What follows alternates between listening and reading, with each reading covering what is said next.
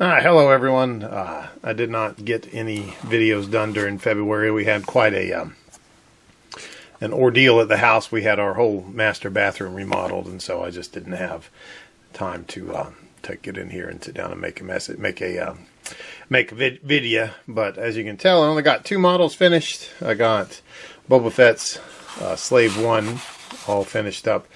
Even got some lighting put into it, but had a little bit of I've had some major malfunctions with the lighting, namely that I just can't get. There's a little wire set that goes into the back here of the ship that lights up the cockpit and then the engines as well, and it's just they have not been cooperative. But you can see if I jury rig a little bit. You can see the lights popping up there, and then the cockpit's lights.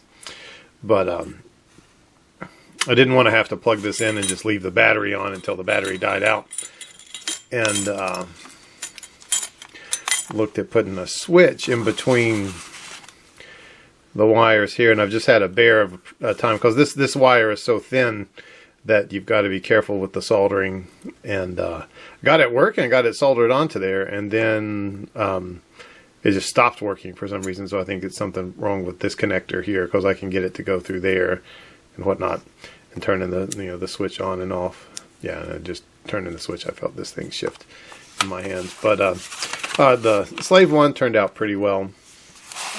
I felt that the painting job turned out decent.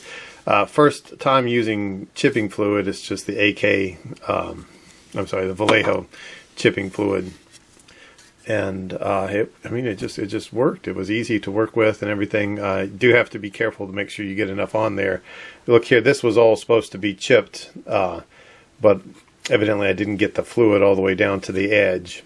And so you can definitely see there's a lot of paint that's still there that should have been chipped off. And I tried to chip it off, and then it was just pulling. Like here, that's the original plastic right there. Plastic color, which I felt I got the paint color pretty close to it. So, overall, it did pretty well. I felt that my chipping on the red looks too like man-made, but the chipping on the greenish stuff looks a little more organic, a little more realistic than the red chipping. But I mean, overall, I felt this was kind of a fun little model to build.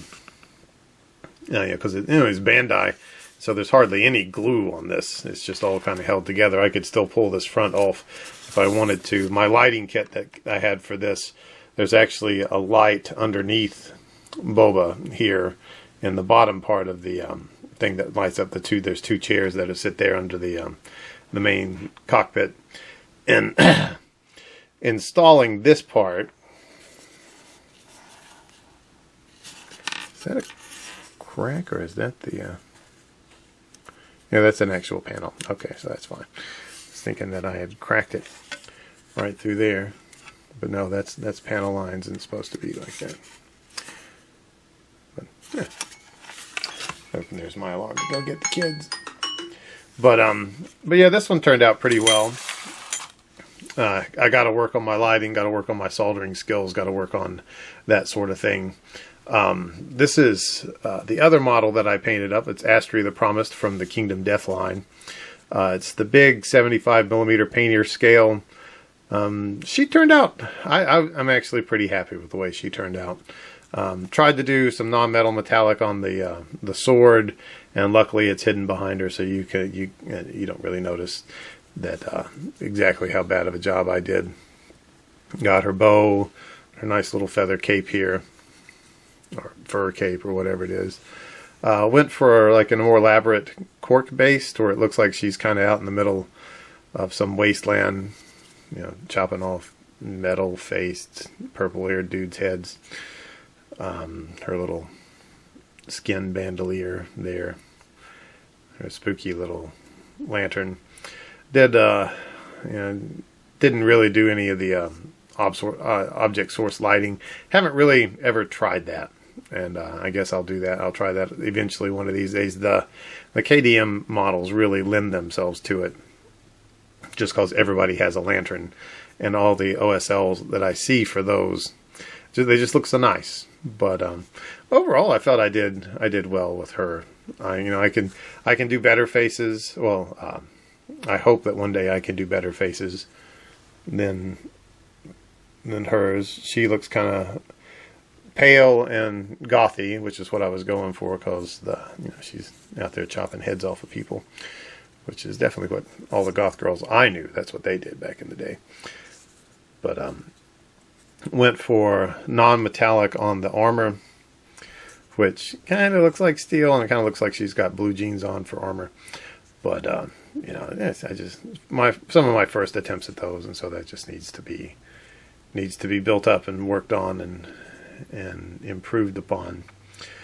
But I mean, overall, she was good. She was fun to work on. You can kind of see some of the print layers on this one, not as bad as on the Northern Star Windy or whatever she was for my Christmas ornament.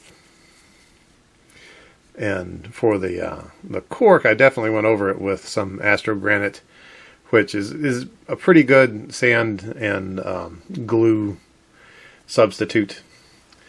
But those are the two that I finished so far this year, which this one took a long time because I had to fiddle with the electronics a lot. I had to really excavate out the interior of the front to get to a point where I could fit all the wiring harness inside of it. But I have started my next model, which will be the Roman Tribune from the 3rd century BC by Picasso. This is what he'll hopefully look like eventually. I opted for instead of the Grecian crest, I went for the more Republic level triple feather Triarii type hat. I left the shield arm off, because it's gonna fit on there, and it'll just be, it's so big that I definitely want to get the interior painted well, and not worry about not getting this part painted with the interior and not getting the interior painted with this part's colors. I'll probably try he's got the bronze Curious on. I'll try to do some bronze work, non-metallic metal, and for his shin guards here, so he can play some ancient Roman soccer. But I mean, this model is it's quite fancy. I really like Picasso's models that I've messed with. I've only painted one other one. It was a samurai some years ago. You can go back through my little catalog and take a look at it. But it's on a buddy's mantelpiece now. It was for him, because my it fitted him pretty well at that point.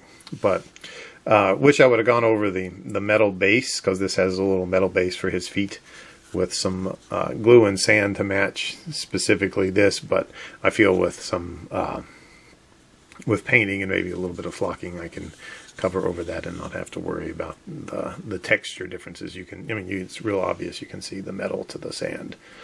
But anyway, that'll be fun once I get around to it. I've got some other things that are going on this year. I got drafted onto some committees that have a lot of work to do now that all my kids are in grade school and are gone 8 hours, like 6-8 hours a day.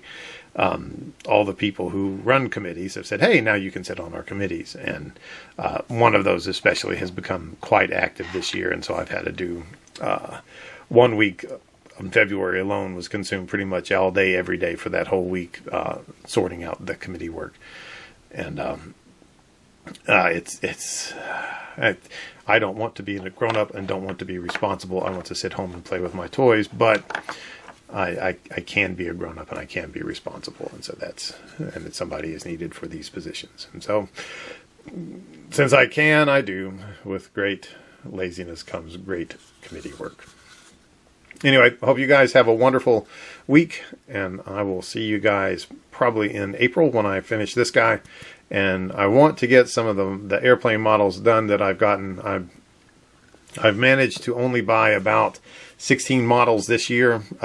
Unfortunately, 3 of them are Wingnut Wings models, and so those are just going to be long haul builds. Either that, or I'll just hang on to them for a few years and sell them and put all of my kids through college. But we'll see what happens. Anyway, hope you guys have a good one. Adios.